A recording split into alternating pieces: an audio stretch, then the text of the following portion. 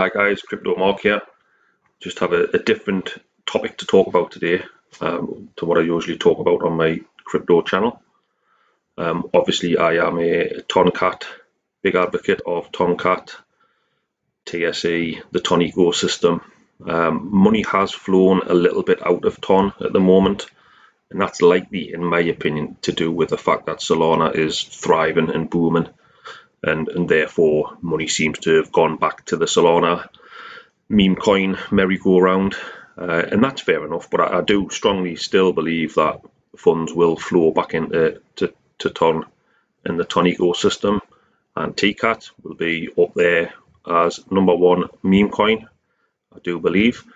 But today focusing on something slightly different, which is Kaspa, which is a token I've been invested in for a good year plus, around about that amount of time. It does have a couple of similarities to TCAP, believe it or not, and I'll explain what those are. So Kaspa is a 100% fair launch, no VC, no pre-allocated funds, organic crypto. There you go, correlates straight away to TCAP because that's exactly the same situation. That is a benefit, clearly, because there's nobody sitting with a big massive bag of coins to dump on anybody. However, it can be a little bit of a more slow burner, so some people could potentially consider that as a little bit of a negative. So what happens with a lot of coins, a lot of tokens, are the teams behind them will pay the money to get onto exchanges, so Mexi, Gate.io, whoever, whatever, Hotbit, any of them. Now, when it's 100% fair launched and there's no pre-allocated tokens and no team are owning the tokens, essentially the exchanges have to buy the tokens themselves to be able to list them. So yeah, I mean, that obviously can cause some delays, and the exchanges will clearly want to sit and wait and watch and make sure that there's volume, and make sure that they're not buying a token that is going to crash and burn, essentially. So that's part of the reason why these things can take a little bit longer with these type of crypto assets. So Kaspa, I'll show you now, we'll have a little look. Where we at is on several exchanges. It's the smaller sort of ones. It has very recently got on to Kraken, and by recently I mean sort of within the last couple of days. So that ideally will open up the doors to other exchanges, you like Binance, you like Crypto.com, Coinbase, your bigger exchanges coming in and starting to have a look. They'll be having a look already, don't get us wrong, they'll be on the radar. And there's potential that they've already been buying. The price did have a bit of a dip a little while back. A few weeks ago, it did come down. The all-time high is about 21 cents. I'm just going to quite short on here. When was it? Wasn't that long ago. So yeah, the all-time high, take my word for it, is about 21 cents. Yeah, we are up here somewhere. Yeah, kind of round about here, 20 cent, there we go. There was a big sort of drop here, 17 back to 10. More or less back to 10 cents. Yeah, that's right. I thought I was right. But who knows whether that's, opportunities, and whether that's manipulation, and whether that's exchanges buying big bags, because obviously they're just like anybody else. They want to buy low and sell high, or buy a big supply low, obviously sell it to people when it's going up, and they make their money on the fees. So again, they need to see volume as well. So yeah, there's a big market cap there, but that's not a concern. As far as I'm concerned, there's a circulating supply there, the total supply, it's nearly almost minted, like 87% or something like that. But yeah, so information is on here, CoinGecko. There's also Cas.fyi, which shows you what's going on, shows you the live transactions, the technology behind it. Now this is very interesting because I did see at least two forks of this, where basically copycat cryptos trying to just replicate what these guys have done in the block DAG technology, which I'll show you about in a second. But essentially, this has been going on for a very long time behind the scenes. So these guys have been working on this. The community team behind this have been working on this for a long time. Let's have a look. Where's the information? Since 2018, 2016. So the guy here, Johan Sompliski, I can't say that obviously, is heavily involved within the Kaspa ecosystem.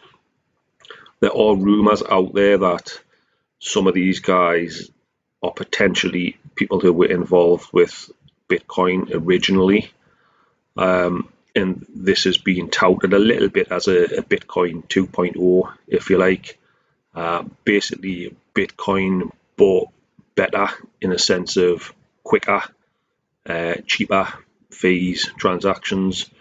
We all know Bitcoin was intended to be something where it was muted at the time, where you could like buy a coffee with Bitcoin. Look, there was a guy that bought pizzas, for example. But it is a much slower sort of network, and there's costs are quite considerable as well, which basically mean that can't be the case for Bitcoin. But for this could be the case because transactions are bang, instant, done, and very, very cheap, minimal, as if next to nothing in terms of gas fees. They've also handled 10 million transactions in one day when the KRC20s, which are Kaspa's meme coins, were launched back in, I think it was September, a couple of months ago. Couple of little issues, but nothing to write home about when you consider that's 10 million transactions in one day, which is pretty crazy. Sorry, that's my daughter's been doing her homework on my computer and something's just flashed up in the corner. She's not logged out of Teams. So yeah, there's lots and lots and lots of positive information here. Kaspa has been dubbed as the silver. So basically, Bitcoin is digital gold. It's a store of wealth. Like I've spoke about it, the transaction fees don't make it practical and feasible to be transferring it around left, right, and centre. So it's more of a buy and hold asset that'll appreciate over time is Bitcoin. And that's the way I think everyone's starting to sort of see it now, where Kaspa is classed as the digital silver. You've got gold, which is premium price, silver, which is a lesser price but more accessible, the more of it, that kind of thing. So yeah, that's the sort of situation. Let's have a look. I will show you a little. Block DAG. Here we go. So you've got Bitcoin. When you do a transaction, it goes in the straight line.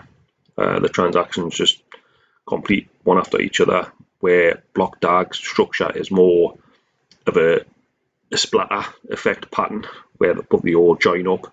So as a consequence, as you can imagine, you can do a lot more transactions than just a straight line because you've got a big amount of all joined together transactions, and hence that's where the speed comes into play.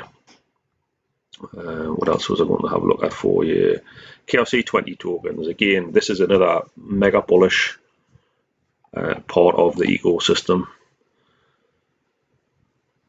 KRC20. So, quite a few meme coins launched on KRC20, launched in September. You can see here the status of them 100% minted. Vast majority of them, there might be some that aren't out yet. So when they're 100% minted, it means you basically you can't mint them anymore, and you can only buy them off where you can buy them from. So like Kaspa Bot is one place on Telegram. People are a little bit fishy about holding tokens on bots and things like that, which you can kind of understand. Because of the fact that Kaspa itself is only really on Kraken as a major exchange, as one of the real big exchanges. As a consequence, quite a few of the meme coins are on smaller exchanges at this moment in time. I do see a time where Kaspa will be everywhere, basically, and it'll probably be, for me, the third biggest crypto behind Bitcoin and Ethereum, then Kaspa for what it can do. So when obviously along that journey, Kaspa will be getting on your Binance, Coinbase, Crypto.com, all previous mentions, and I believe these tokens will as well. So potentially, if you want to speculate and get yourself some of these, just look into them, because most of them are fair launch, but not every single one of them. So obviously look into that when you have a look before you pull the trigger on any. The sort of places they are like CoinX, Pionex, CoinStore, but they're all their own individual projects, so they're all on their own whatever exchange they've been able to get themselves upon. XT, this one's on, for example. So yeah, that's good. Plus the situation is, it's been announced that next year, 2025, around about the middle of the year, smart contracts are coming to Kaspa. Now that will catapult it beyond probably anything we can even picture at this moment in time. So if you're bearing in mind you've got Ethereum with your smart contracts, what happens? What's the issues? Fees. When there's a lot of activity, fees go up. Basically that's a major issue with it. You're going to have Kaspa, that's going to have its own meme coins, it's going to have its own contracts, smart contracts, so you can build your layer 2s, everything on it. It's quick as lightning, almost instant, can handle millions of transactions per day, per second. It can cover lots and lots of transactions per second because of its block DAG setup.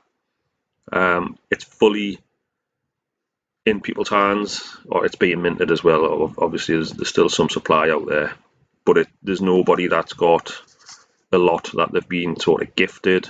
It's all 100% fair launched, so the future is very bright as far as I'm concerned.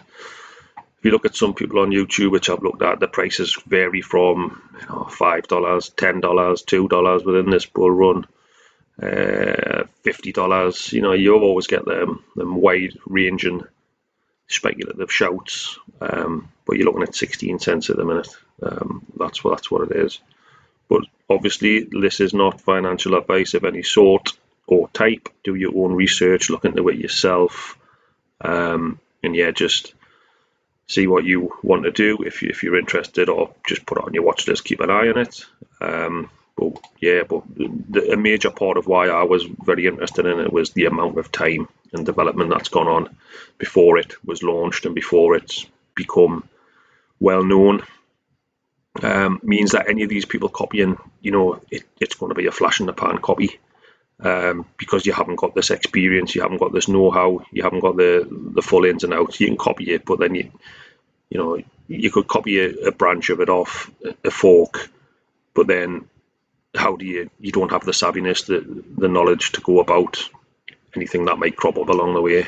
And because these guys are a team and they've been going for that amount of time, obviously that it's going to take somebody a similar amount of time from now to be as smart and on their game as what these guys are. A couple of the ones that were spring to mind actually that were copycats. Pyrian, I think, was one, if I'm right.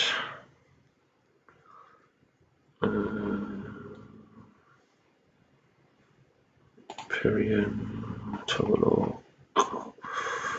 It's down 99.9% from March to now.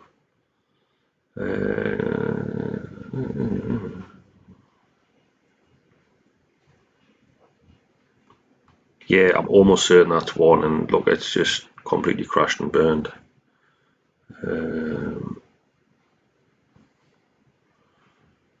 Yeah, that was one, definitely. And Carlson, that's it, I think. Look, don't get us wrong, I'm not saying these guys come out to like scam anybody or claim to be even the next best thing. They followed suit and they brought out the same sort of technology as Kaspa, but ultimately, for whatever reason, they haven't been able to maintain it. And there again, look, down to, basically 99.7% down. Yeah, not 100% sure if there's anybody else, any other copycat tokens or forks of trying to work on the same principles. But I know that basically Kaspa's the original. It's in my wallet. It's a strong play of mine, and yeah, it's definitely the future's bright as far as I'm concerned. So any comments, feedback, anything, guys, that anyone would like to talk about? I am going to be doing some different content. Just while we wait for Ton to get going again, I will touch back base with Ton again, obviously, and then talk about maybe the Memelandia competition that's going on when there's something new to report there. But yeah, the market is absolutely booming, isn't it? Everywhere you look, things are going off. I've said before in previous videos, you can't be in every single player that's going off, but it's exciting seeing it. And even if you're not in the ones that are like at that point in time on tweets or whatever, it's good and it's positive and it's reaffirming to see that because everything's doing so well, that it's all still a positive impact for crypto in general, isn't it? I keep seeing all these tweets about what Mr. Trump's going to do when he gets in, and he's going to put these people in play on his team who are crypto enthusiasts themselves. So it's all kind of pointing again to that. I need to try and patent this term, a perfect storm.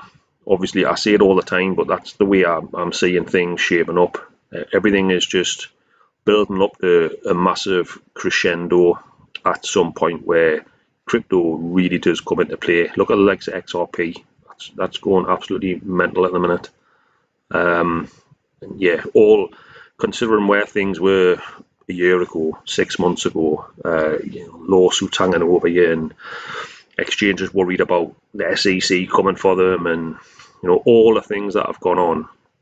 It seems as though that door's just been kicked shut now, and a new door's been opened into a new world, basically, where I think people are working out that the normal general fiat society of money has flaws, and digitalizing things has massive benefits.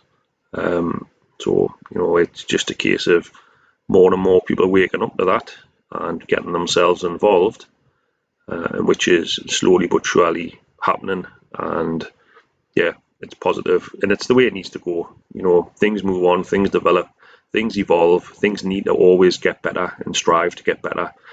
And for me, in my eyes, crypto is a major part of where the future is going to lie for finances, for money. And even like my dad, for example, lives in Australia, and sending money, it's like was hard to send it through PayPal.